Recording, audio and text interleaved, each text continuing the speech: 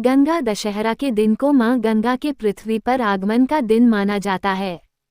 मान्यता है कि गंगा नदी में स्नान करने से जीवन के सभी पाप धुल जाते हैं। इस लेख में गंगा दशहरा के पावन कथा के बारे में जानेंगे। हिंदू धर्म को पवित्र नदी के रूप में जाना जाता है। मान्यता है कि भगवान श्री राम के पूर्वज महाराज भागीरथी के तपस्या से प्रसन्न होकर मां गंगा पृथ्वी पर आई थीं। इसके अलावा पुराणों में ये कहा गया है कि गंगा नदी का अस्तित्व पृथ्वी पर आदिकाल तक रहेगा। जब कलयुग के प्रकोप से सभी चीजें विलुप्त हो जाएगी, उसके बाद भी मां गंगा पृथ्वी पर बहेगी। धार्मिक पर्व एवं अवसरों पर मां गंगा के स्नान के लिए तीर्थ स्थलों पर श्रद्धालुओं की भीड़ उमड़ती है। आज के इस लेख में हम गंगा दशहरा के पावन कथा के बारे में जानेंगे।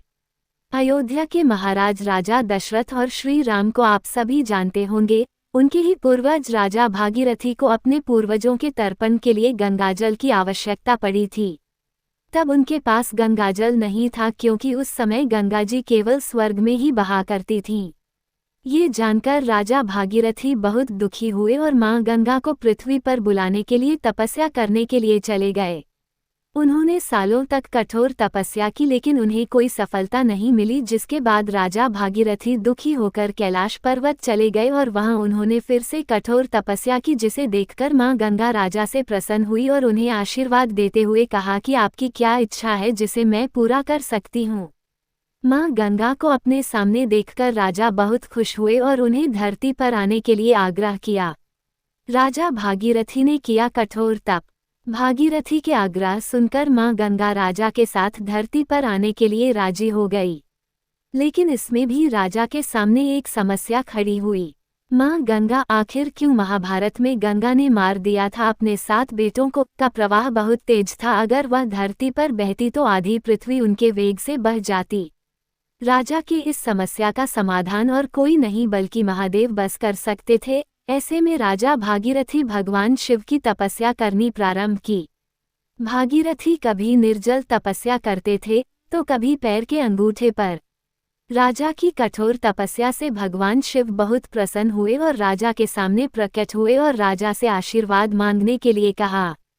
तब राजा ने भगवान शिव से निवेदन किया कि आप मां गंगा के वेग को अपनी जटा में बांध लें। भगवान भोलेनाथ ने राजा की इच्छा स्वीकार की और ब्रह्मा जी अपने कमंडल से धारा प्रवाहित किए और शिव जी मां गंगा को अपनी जटा में बांध लिए। इसे भी पढ़ें। गंगा सप्तमी और गंगा दशहरा में क्या है अंतर? इस तिथि को हुआ था आगमन। करीब 30-32 दिनों तक मां गंगा शिव जी के जटा में बंधी रहीं। फिर ज्येष्ठ मास के शुक्ल पक्ष की 10वीं तिथि को शिव जी ने अपनी जटा को खोली और मां गंगा को धरती में जाने को कहा। राजा ने मां गंगा के पृथ्वी पर आने के लिए हिमालय के पहाड़ियों के बीच रास्ता बनाया और मां गंगा को धरती पर आने के लिए निवेदन किया। जब मां गंगा उत्पत्ति से जुड़े तथ्य धरती पर आई, तब राजा ने उनके जल से अपने पूर्वजों का तर्पण किया। जिस दिन मां गंगा धरती पर आई थी उस दिन ज्येष्ठ मास के शुक्ल पक्ष की 10वीं तिथि पड़ी थी, जिसे बाद से इस तिथि को गंगा दशहरा के पर्व के रूप में जाना गया। गंगा दशहरा को मां गंगा के धरती पर आगमन के उत्सव मनाया जाता है। इसे भी पढ़ें। कब है गंगा दशहरा? जाने शुभ मुहूर्त, महत्व और पूजा विधि। ये रही मां गंगा के आगमन की कथा। उनके आगमन को ही उत्सव के रूप में मनाया जाता है। हमें उम्मीद है आपको गंगा दशहरा की ये कथा जरूर पसंद आई होगी।